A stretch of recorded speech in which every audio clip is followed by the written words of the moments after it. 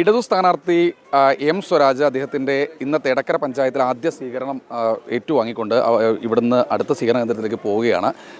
ഏറ്റവും പ്രധാനപ്പെട്ടത് എല്ലാ സ്ഥലങ്ങളിലും വലിയ സ്വീകരണം ലഭിക്കുന്നുണ്ട്. സെൽഫിയൊക്കെ എടുക്കാൻ ആളുകൾ സെൽഫി ഒരു ആചാരമാണെന്ന് തോന്നുന്നു. അത് ഈ കാലത്തിൻ്റെ ഒരു ട്രെൻഡാണല്ലോ. അതാണ് നമ്മളൊക്കെ ഈ പറയുന്നത് പോലെ ഒരു തന്ത വൈബിലേക്ക് മടങ്ങിപ്പോകാനുള്ള പ്രായമായോ? മറ്റേ പ്രായം എന്ന് പറയുന്നത് ഒരു നമ്പറാണെന്ന് ആരോ പറഞ്ഞിട്ടുണ്ട്.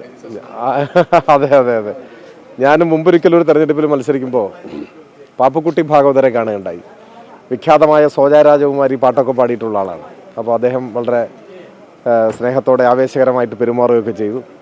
അപ്പോൾ ഞാൻ അദ്ദേഹത്തോട് ചോദിച്ചു, ഇപ്പോൾ എത്ര വയസ്സുണ്ട് എന്ന് ചോദിച്ചു. അപ്പോൾ അദ്ദേഹം എന്നോട് പറഞ്ഞു, ഇപ്പോൾ എനിക്ക് 104 വയസ്സുണ്ട് എന്ന് പറഞ്ഞു. 104ാമത്തെ വയസ്സിലും ഊർജ്ജസ്വലമായി പ്രവർത്തിക്കുകയും ജീവിക്കുകയും ഒക്കെ ചെയ്ത ഒരാളായിരുന്നു. അത് ഇപ്പോൾ ജീവിച്ചിരിപ്പില്ല, 107ാമത്തെ വയസ്സിൽ മരിച്ചു. അപ്പോൾ അതുകൊണ്ട് പ്രായത്തെ അടിസ്ഥാനമാക്കിയിട്ട് നമുക്കൊന്നും കണക്ക് കൂട്ടാനോ പറയാനോ കഴിയില്ല. അതൊരു മാനസികാവസ്ഥയാണ്. ഞാനൊരു നിർത്തി ചോദിച്ചോട്ടെ, ഒരു കാര്യം കൂടി. ഏറ്റവും ഒടുവിൽ ഇന്നും ഇന്നലെയും ഒക്കെ ആയിട്ട് വീണ്ടും മലപ്പുറവും അത്തരത്തിലുള്ള പരാമർശങ്ങളും മാത്രമാണ് UDFന്റെ യുവ നേതാക്കൾ ഷാഫി പറമ്പിൽ, രാഹുൽ മാങ്കൂട്ടത്തിൽ അത്തരത്തിലുള്ള ആളുകളുടെ ഭാഗത്തുനിന്ന് പോലും വരുന്നത്. എങ്ങനെയാണ് അത് മാത്രമായി തെരഞ്ഞെടുപ്പിൻ്റെ ചർച്ചയാക്കി ചുരുക്കാനുള്ള ഒരു നീക്കത്തെ? ഒരു തെരഞ്ഞെടുപ്പെന്ന് പറഞ്ഞാൽ സത്യത്തിൽ നല്ലൊരു ജനാധിപത്യ പോരാട്ടമായി വികസിക്കണം. അത് ആശയങ്ങൾ തമ്മിലുള്ള ഏറ്റുമുട്ടലാവണം. നല്ല സംവാദം ഉയർന്നു വരണം. നാടിൻ്റെ വികസനം, ജനങ്ങളുടെ ക്ഷേമം, ഇതായിരിക്കണം ഏത് തെരഞ്ഞെടുപ്പിൻ്റെയും കേന്ദ്ര പ്രമേയം, കേന്ദ്ര ചർച്ചാ വിഷയം.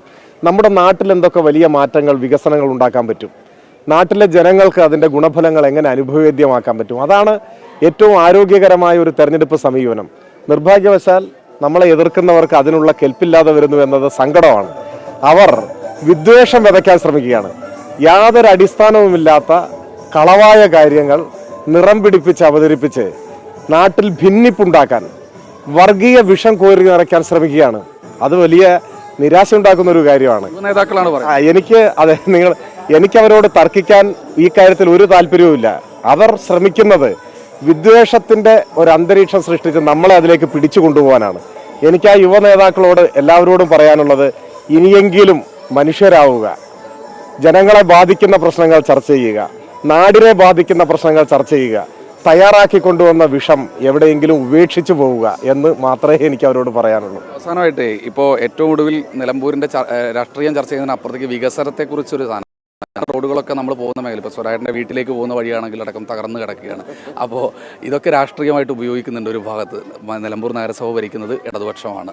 അപ്പോൾ അതൊക്കെ ഒരു MLA എന്നുള്ള തരത്തിൽ അധികാരത്തിൽ വന്നാൽ ഏത് തരത്തിലായിരിക്കും ഒരു ഇടപെടൽ? അല്ല, ഈ നിങ്ങൾ ചൂണ്ടിക്കാട്ടിയ റോഡിൻ്റെ വിഷയം അതിപ്പോൾ ടെൻഡർ നടപടികൾ കഴിഞ്ഞിട്ട് പ്രവൃത്തി തുടങ്ങാൻ പോവുകയാണെന്നാണ് ഞാൻ മനസ്സിലാക്കിയത്. അപ്പോൾ പിന്നെ ആ പ്രശ്നം കഴിയും. മാത്രമല്ല, അവിടെ തൊട്ടപ്പുറത്ത് റെയിൽവേയുടെ ഒരു പണി നടക്കുന്നുണ്ട്, റെയിൽവേ അടിപ്പാതയുടെ പണി നടക്കുന്നുണ്ട്. അതുകൊണ്ട് അവിടെ ഗതാഗതം താൽക്കാലികമായി നിർത്തിവെച്ചിരിക്കുക. അവിടുത്തെ പ്രശ്നം അതാണ്. പക്ഷേ ഈ ഗവൺമെൻറ്റിൻ്റെ കീഴിൽ റോഡുകളിൽ വലിയ മാറ്റമാണോ എന്ന് ഞാനിവിടെ പ്രസംഗിച്ചപ്പോൾ പറഞ്ഞതാണ്. മലയോര ഹൈവേയുടെ ഒരു നല്ല ഭാഗം കടന്നു പോകുന്ന ഇതിലെയാണ്. മുണ്ടേരിയിൽ നിന്ന് ആരംഭിച്ച് പോത്തുകല്ല് വഴി പാലുണ്ടയിൽ വന്ന് എടക്കര കൂടി മൂത്തേടം പോയി കരുളായിൽ നിന്ന് അമരമ്പലത്ത് വഴി അങ്ങനെ കടന്നു പോവുകയാണ്. അപ്പോൾ വലിയ മാറ്റമാണ് വന്നിരിക്കുന്നത്. നല്ല റോഡ് സൗകര്യങ്ങൾ വന്നിരിക്കുന്നു, നല്ല വികസനം വന്നിരിക്കുന്നു. പക്ഷേ ഇനിയും മുന്നോട്ട് പോകണം. അതാണ് നിലമ്പൂർ സത്യത്തിൽ കാലം തളം കെട്ടി നിൽക്കുന്ന അനുഭവമാണ് മുമ്പുണ്ടായിരുന്നത്. എന്നാൽ LDF ഗവൺമെൻറ് തുടർച്ചയായി വന്നതിന് ശേഷം ഒരുപാട് മാറ്റങ്ങൾ വന്നു, പുതിയ തുടക്കങ്ങൾ കുറിച്ചു, സ്വപ്നങ്ങളിൽ മാത്രം ഉണ്ടായിരുന്ന ചില പദ്ധതികൾക്ക് ജീവൻ വെച്ചു. ഇനിയും മുന്നോട്ട് പോകണം. അതിനിയും ഉത്തരവാദിത്വ ബോധത്തോടെ മുൻപോട്ട് കൊണ്ടുപോകാൻ ഒരവസരമാണ് ജനങ്ങളോട് അഭ്യർത്ഥിക്കുന്നത്. ആ അവസരം ലഭിക്കുമ്പോൾ തീർച്ചയായും നിങ്ങൾ ഈ പറഞ്ഞിട്ടുള്ള കാര്യങ്ങൾ കൂടി മനസ്സിൽ വെച്ച് പ്രവർത്തിക്കും. ഒന്നുകൂടി, രാജ്ഭവൻ്റെ കേസ് എപ്പോഴും വിവാദമായിട്ടുണ്ട്. അദ്ദേഹം അതിൽ ഉറച്ചു നിൽക്കുന്നു. മന്ത്രി P. പ്രസാദ് പറഞ്ഞത് RSSന്റെ ചട്ടുവാൻ ഞങ്ങളെ കിട്ടില്ല എന്ന് അദ്ദേഹം നിലപാട് പ്രഖ്യാപിക്കുന്നു. ഗവർണർ സർക്കാർ പോരിലേക്ക് വീണ്ടും പോവുകയാണെന്ന ഒരു പ്രതീതി വരുത്തുന്നു. അവസാനമായിട്ട് ഇത് എങ്ങനെ തീർക്കും? ഗവർണർ ആ നിലപാടിൽ ഉറച്ചു നിന്നാൽ ഇനിയും ചിത്രം വയ്ക്കുന്ന പറഞ്ഞത്. പ്രസാദ് സ്വീകരിച്ച നിലപാട് ജനാധിപത്യത്തെ ശക്തിപ്പെടുത്തുന്ന ഒരു നിലപാടാണ്, മതനിരപേക്ഷതയെ ശക്തിപ്പെടുത്തുന്ന നിലപാടാണ്. രാഷ്ട്രീയ അധികാരം ദുരുപയോഗം ചെയ്യാൻ പാടില്ലാത്തതാണ്. അവർക്ക് അവരുടേതായ താല്പര്യങ്ങളും നിലപാടും ഉണ്ടാവും.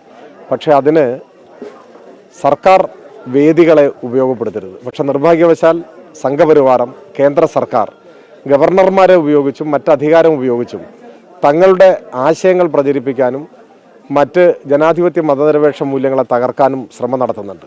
അത് ശരിയായി തുറന്നുകാട്ടുകയാണ് പ്രസാദ് ചെയ്തിട്ടുള്ളത്. മതനിരപേക്ഷ കേരളം അതിനെ പിന്തുണയ്ക്കും എന്ന് തന്നെയാണ് എനിക്ക് തോന്നുന്നത്. അടുത്ത സ്വീകരണ കേന്ദ്രത്തിലേക്ക് സ്ഥാനാർത്ഥി പോവുകയാണ്.